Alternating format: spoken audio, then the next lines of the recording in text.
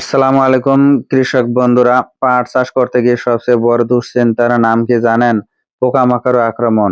বিশেষ করে যখন পাট গাছ 2 থেকে 3 হাত লম্বা হয়, তখন যদি দেখেন পাতা অসংখ্য ছিদ্র, আগার মতো কুঁকড়ানো কিংবা কাণ্ডের ভেতরটা ফাঁপা হয়ে গাছ মরে যাচ্ছে, তখন বুঝবেন ক্ষতি হয়ে গেছে।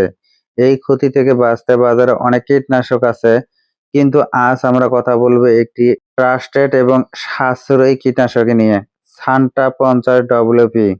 এটি কিভাবে পাটে লেদা পোকা, মাজরা পোকা ও বিছা পোকা কবর দেয় তা বিস্তারিত আলোচনা করব। পাটের প্রধান শত্রু পোকাগুলো চিনুন। সান্টা ব্যবহারের আগে জানতে হবে কোন পোকার জন্য এটি ব্যবহার করবেন। পাটে লেদা পোকা, এরা দলবদ্ধভাবে পাতা খায়। প্রথম দিকে পাতার নিচে সবুজ পাতা স্ক্যাপ করে খায়, পরে পুরো পাতা জালের মতো ছিদ্র করে ফেলে। সালোক সংশ্লেষণ বন্ধ হয়ে গাছের বৃদ্ধি থেমে যায়। পাটের মাজরা পোকা, এরা কাণ্ডের গোড়ায় ডিম পাড়ে এবং কীড়া কাণ্ডের ভেতরে ঢুকে গাছের রস শোষণ করে খায়। গাছের গোড়ায় গোল গিঁটের মতো দাগ হয় এবং আঁশ ছাড়ানোর সময় গোড়া থেকে গাছ ভেঙে যায়। বিছা পোকা বা জাপ পোকা, জাপ পোকা রস চুষে খায়, ফলে পাতা কুঁকড়ে যায় এবং কালো ছত্রাক জন্মায়। এই 3 ধরনের পোকার বিরুদ্ধে সান্টা 50 WP অত্যন্ত কার্যকরী। সান্টা 50 WP কি, কেন ব্যবহার করবেন? সান্টা 50 WP হলো একটি স্পর্শ পাকস্থলীয় বিষ। এর মূল কার্যকরী উপাদান হলো সান্টা হাইড্রোক্লোরাইড। কেন পাট চাষে এটি এত জনপ্রিয়? সিস্টেমেটিক নয়, এটি গাছের ভেতরে ঢুকে শোষিত হয় না, শুধু পোকার গায়ে লাগে এবং পোকার পাতা খেয়ে মারা যায়। ফলে পাটের আঁশে বা কাণ্ডে কোনো বিষক্রিয়া থেকে যায় না। বাজারে দাম তুলনামূলক কম এবং মাত্রা অল্প লাগে। বৃষ্টিতে ধোয়া প্রতিরোধী, স্প্রে করা 2 থেকে 3 ঘন্টা পর বৃষ্টি হলেও কার্যকারিতা নষ্ট হয় না। পাটে সান্টা 50 WP ব্যবহারের সঠিক পদ্ধতি। এবার আসুন অতি গুরুত্বপূর্ণ অংশে, কখন ও কিভাবে স্প্রে করবেন। প্রতিরোধমূলক স্প্রে।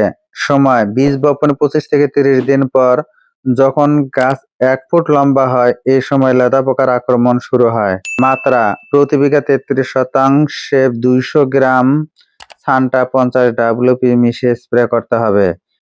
পানির পরিমাণ: কমপক্ষে 60 লিটার পানিতে ভালোভাবে গুলিয়ে নিন। স্প্রে করার কৌশল: বিকেল 4টা থেকে 5টার মধ্যে স্প্রে করতে হবে।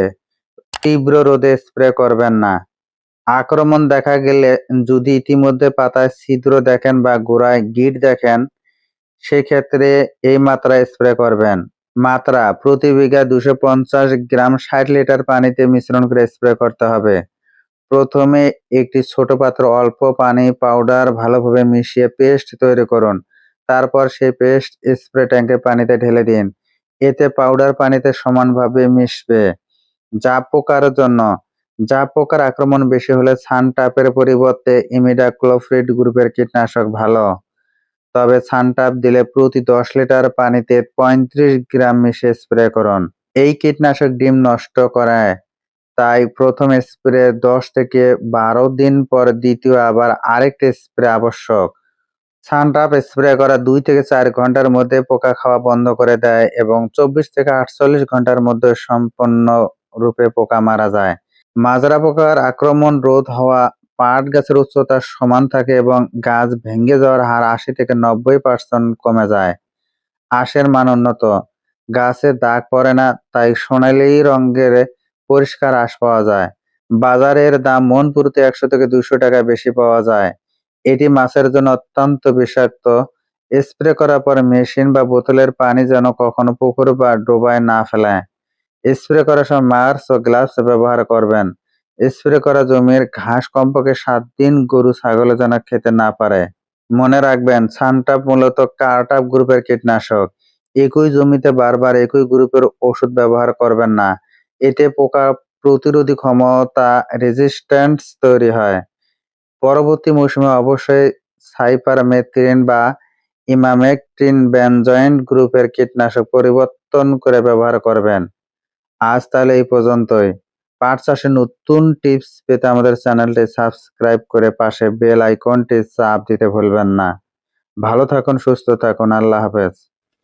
ভিডিওটি দেখে যদি বিন্দু পরিমাণ উপকারে আসে, ভিডিওটি অন্যদের মাঝে শেয়ার করে দিবেন।